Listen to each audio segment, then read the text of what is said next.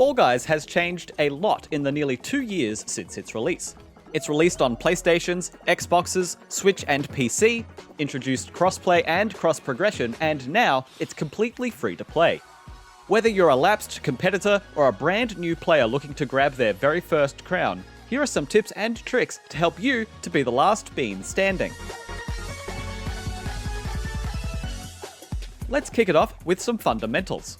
Your dive is an essential part of your moveset. While it's not quite a double jump, it does allow you to give yourself some mid-air control by initiating a dive while airborne. This will kill most of your momentum if you're already moving quickly, but if you need to change directions in mid-air or reach just that little bit further than a normal jump, the dive is your friend. Now that's all well and good for when you're in the air, but what good is diving on the ground? While diving hurts your overall speed, when you're trying to avoid obstacles, you can try to dive at the right time to squirm through small gaps.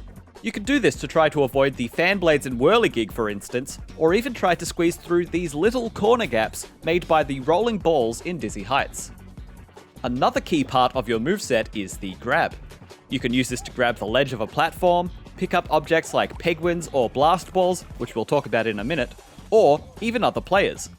You can grab players to stop them from reaching the ball in fall ball, or hold onto someone as they make a jump to stop them in midair.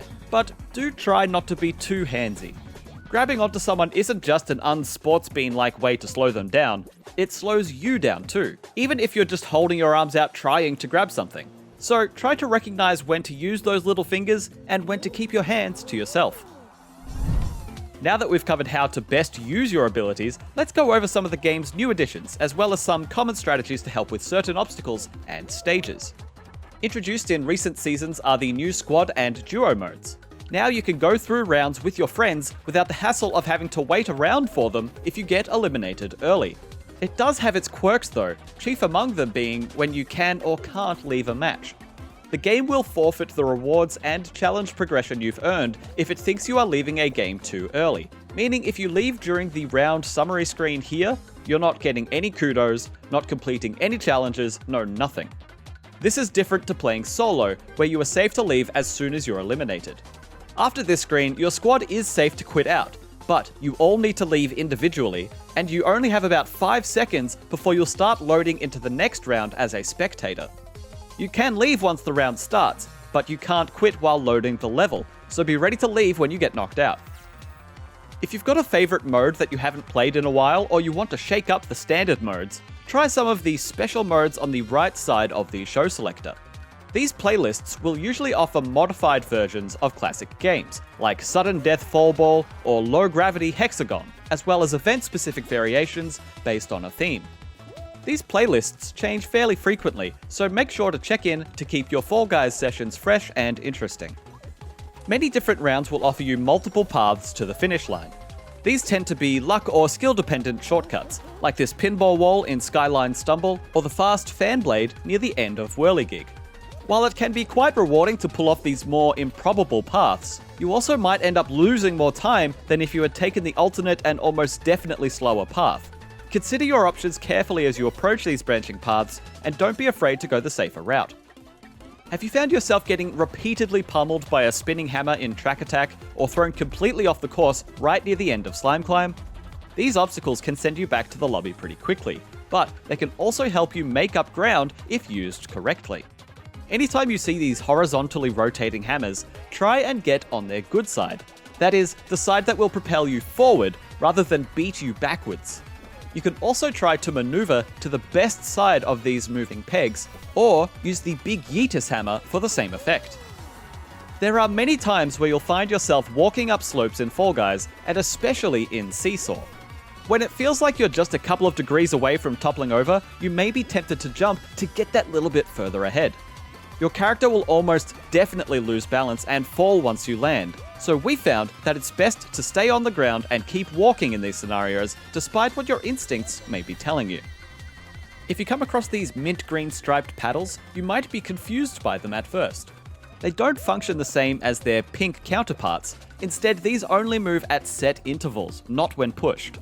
They change states fairly frequently, so unless you've just seen it change from one state to another recently, chances are that you will be better off waiting for it to change again before trying to navigate around it. Many games can be featured at various different stages of an overall Fall Guys match. This means that you might get a Jump Club game as early as round 2 or as late as the penultimate round, but this doesn't mean it will always be easy. These rounds will adapt their difficulty based on how many players are left, so you will find that these versatile rounds will be more or less difficult depending on when they show up. For example, Jump Club will introduce more spinners or fruit cannons to add to the difficulty of the stage.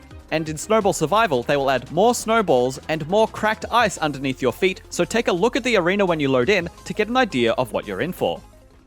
Before we wrap this up, let's take a look at some of the new games that have been added in recent updates. In Pipe Dream, these pipes, doing their best Kirby impression, will take you through a dynamic gauntlet of mini-trials before you reach the final gap at the finish line. The two paths to take here are the trapeze or the two pipes on either side, which are guarded by water balloon turrets.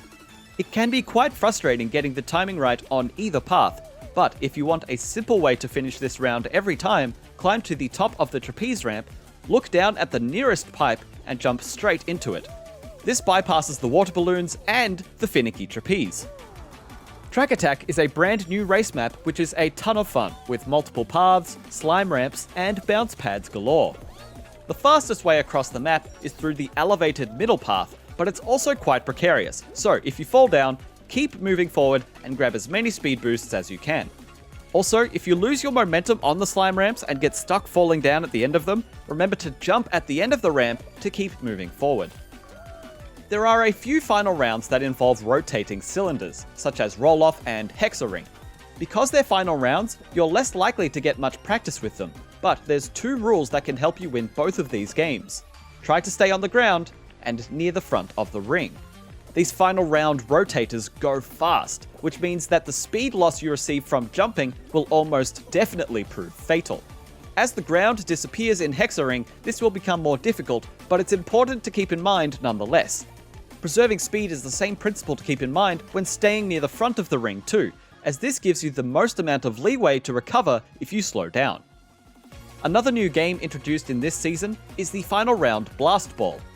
You will be placed on this circular map that will slowly fall away as blast balls spawn in.